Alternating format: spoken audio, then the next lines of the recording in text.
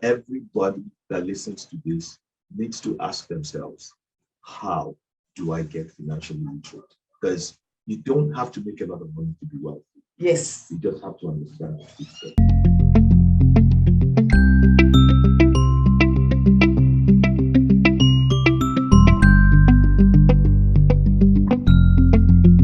Hello, everyone.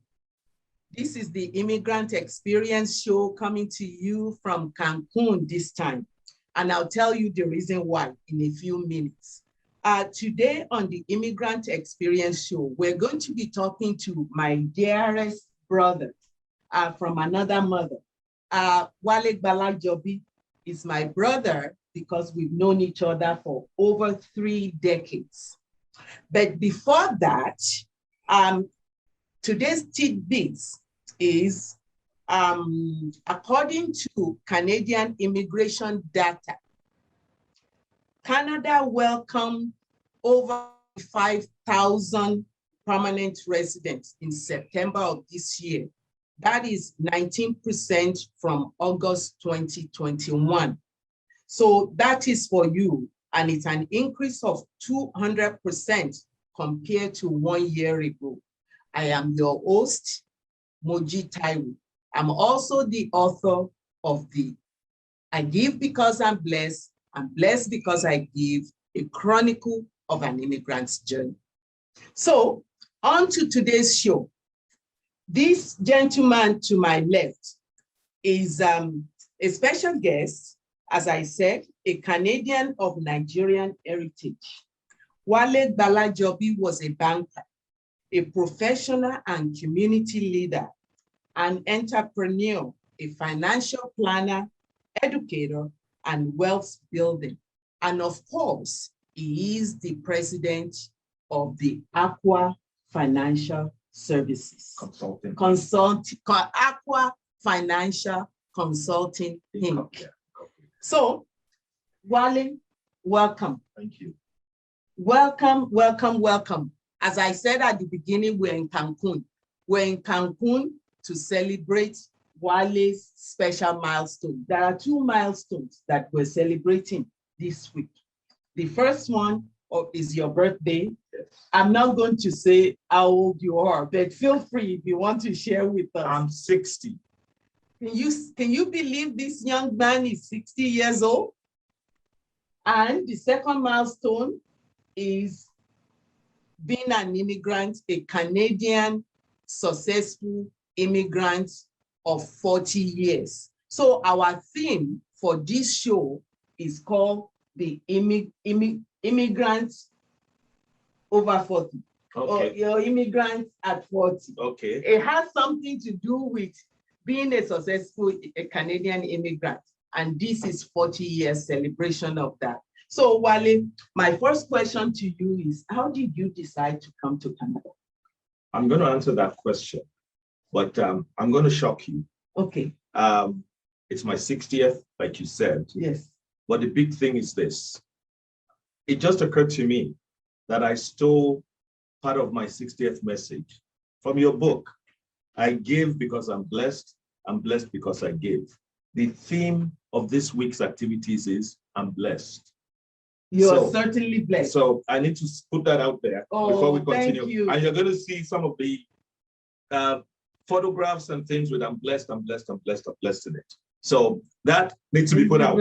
Having said that, how did I decide to emigrate to Canada? Actually, it was by accident. Back in the late 70s, early 80s, when most of us wanted to come. Like every kid in Nigeria then, I wanted to go to the UK or the US.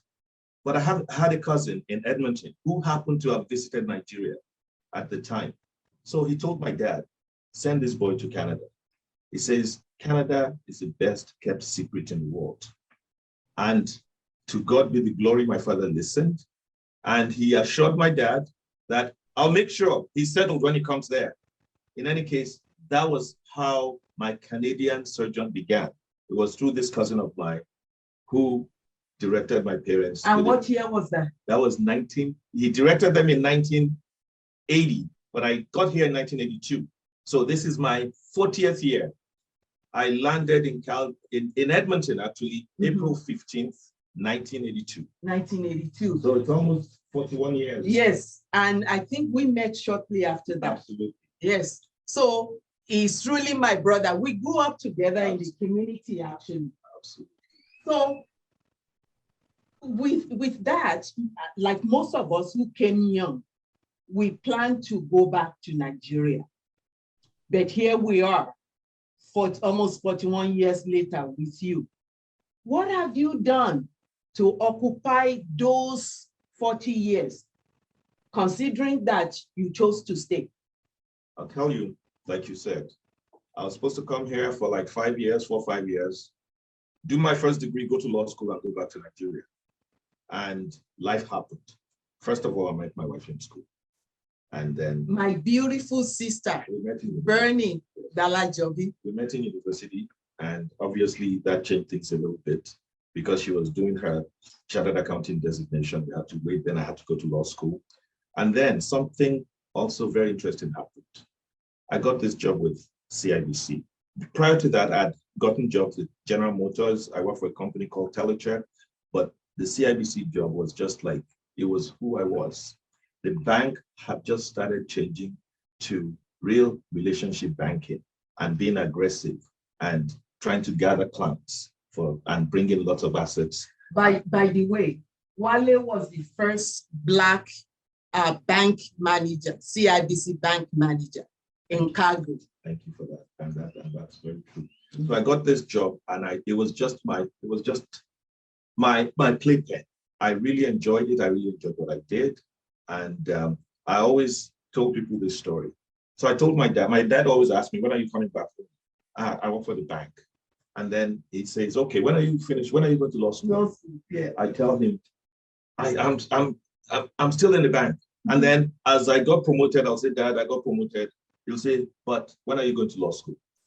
Until once he came and he saw what I'd accomplished, he finally told me, I'm proud of you. You don't have to go to law school again. You know, so that was my. It resonates with most of us that comes here early. And you know, immigrant parents, they know what they want for us. They always want the best for us. Right. But they don't always realize that we can make money or make career out of our passion. And that's what happened here.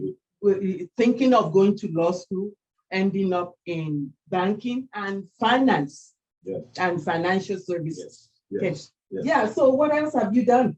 What else have I done? Mm-hmm. Well, you know, I think my biggest satisfaction is being a community man. A lot of us come here and we forget what we're all about. We forget that where we come from, one of the things that makes our society tick back home is that we have no social welfare. Our social welfare is our network. Mm-hmm. It takes a village. We're that village. And that idea of a village kept me going here as well. I felt more accomplished when I gave. It comes back to I give because I'm blessed. Than when I take. And so I always felt it was important that I was a community man. And again, part of the theme of my 60th is I wanted my community involvement to be a big showcase of what we've done in this country. Because mm-hmm. without that, you would know this, we gave a lot.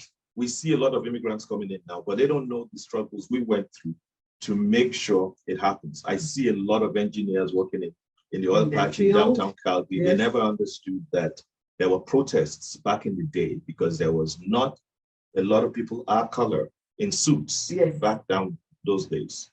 In Calgary, on the streets of Calgary. Exactly. Yeah. And now you see all that. I go to the bank. I remembered one time a Black person came into the bank and he saw me. He did a dance inside the bank manager's office because he just couldn't believe it. Now it's everywhere. So we get a sense of satisfaction when we see all those things happening because finally we are being heard. Yes. You know, again, it's a theme of where we've come and where we're going. We're not there yet. Yes. Well, it's a journey. Absolutely. And as a whole is a journey. I believe that the end is when we are called to come back home, absolutely, which is when we die, you know. So I know personally that you've done a lot more than you've shared so far. You've talked about your community engagement and community involvement. Tell us more about, you know, you've a little bit of career, a little bit of community, but I also know that you are part of building organizations that are still running today. Yes, and some are extinct. Yes. Or they've taken other forms. Other forms, yes. Yeah, you're right. Of course, we have the Nigerian Canadian Association. It's one of the most thriving associations, not just in Canada, not just in Calgary, but globally. It is one of those organizations that has created a persona that is a brand. Yes, a brand that you cannot replicate anywhere in the world. And it's through people like us that had a vision that a lot of us are here now. We're not going anywhere. Let's make sure we create a presence in these communities where we live. And I haven't seen one anywhere in the world that is even anywhere close to what we have built in Calgary, where we have a community association that has its own house that is fully paid, no leverage, nothing. And we call it our place, you know? So that's one. By the way, I don't know whether you remember the African Community Association that was formed in the late 80s. It went down, but I think there's groups now that are springing up like that. There's the Yoruba Foundation that is around, and there's investment groups that have been formed. I'm pretty proud to say some of the buildings you see downtown are being built by anonymous Nigerians. And that's some of the things that people like us have brought into this community. They don't make noise about it, but we create groups where they invest. And we can probably say some of what you see may not be who you think owns it. You know, I want to keep that a bit low, but those are some of the things we're doing in these communities, not just in Calgary, in Edmonton, and in other parts of Canada as well. Yeah. So when you went to outside of the country with CIBC. Yes. Yes. So tell us a little bit about that. That's an interesting story. I have to say this. That journey was not one that is given to people my color.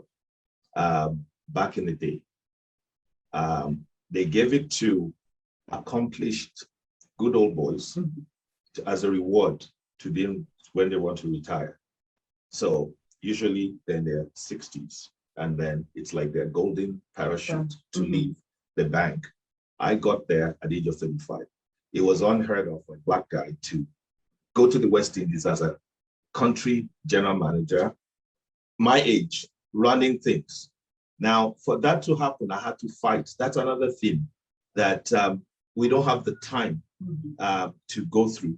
But every little step of my advancement in the corporate world was about fight. You have to fight, you have to earn it, and you have to show that you earned it. And at times, you have to get recognition outside of your organization and force them to give you the promotion that you really rightly deserve. You know, I'm sure you know what I'm talking about. And we went through, we were sort of going through it together in my field, in the government world, in your field, in the banking world.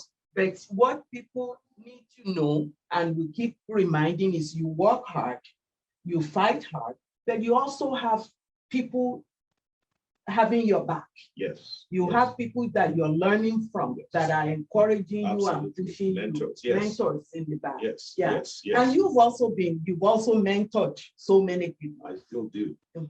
It's one of the greatest satisfactions that I have. I'm not sure whether you're going to ask this, but you're probably going to ask me about the future. Yes. And that's one of the ways forward that I see for our community. And just to go back a bit, if this is supposed to inspire people, one of the things I like to tell people is that our community needs to be financially literate. We really, really need to be. We can't let Canada go through us. We have to go through Canada. And everybody that listens to this needs to ask themselves, how do I get financially literate? Because you don't have to make a lot of money to be wealthy. Yes. You just have to understand the system. I think that's in my book too. You You don't have to make lots of money to be wealthy. You just need to be smart about your money. Yes. Understand the system. And understand the system. And you cannot be in a cocoon, in isolation, in order to learn. Absolutely. You have to extend yourself in order to learn. Yes. So what's in the future? I do know, because I know that we will have another interview. And that one is going to be more educational. So if you can, just a little bit, give us a little taste of it. Yeah, I started touching upon that. I said we need to get educated. We need to get educated because the Canadian financial system is, just think of it as a game. When you play a game, you need to know the rules. If you don't know the rules, you can never win. How can you strategize if you're playing blind? Okay, so going forward, one of the things I'm putting together, I've actually put a program together over my 30 years of learning the Canadian financial system. Yeah, but again, it's not easy. You have to focus, you have to be disciplined, and you have to understand the system. Once you do, I think the rest of it will be people like us mentoring you to get there. Yes. We give back by mentoring people. It actually makes us happy when we see people that are doing well. Absolutely. And we've had something to do with it. It gives me the greatest joy to share. So, and that's why we got along really well. So on that note, we don't want to give too much during this episode. We will do another one. I just want us to remember, as Wale has said, and we've said repeatedly on this show, is that you cannot take a defeat. You cannot accept a setback as a permanent defeat. So there is always opportunities from challenges. And we ask you, we encourage you to be inspired by this story. So when you're watching us there, always look forward to learn something new. We're going to say thank you very much for sharing your special occasion with us on the Immigrant Experience Show. And we look forward to another episode. Thank you so much, Wale Gbalajobi. Thank you. I just want to say a final, she should have the last word, but I want to say this because, again, it's gratitude. She's here celebrating my 60th with me, with over 100 other people who are here. It is not because of me, it is by the grace of the Almighty. I thank you all, and thank you for inviting me. Thank you for having me. Well, you know I love parties, so I don't shy away from parties. Thank you so much. This is the Moji Taiwo from the Immigrant Experience Show, coming to you from Cancun, Mexico. So we'll see you again next time. Please remember to like, share, and subscribe. Thank you.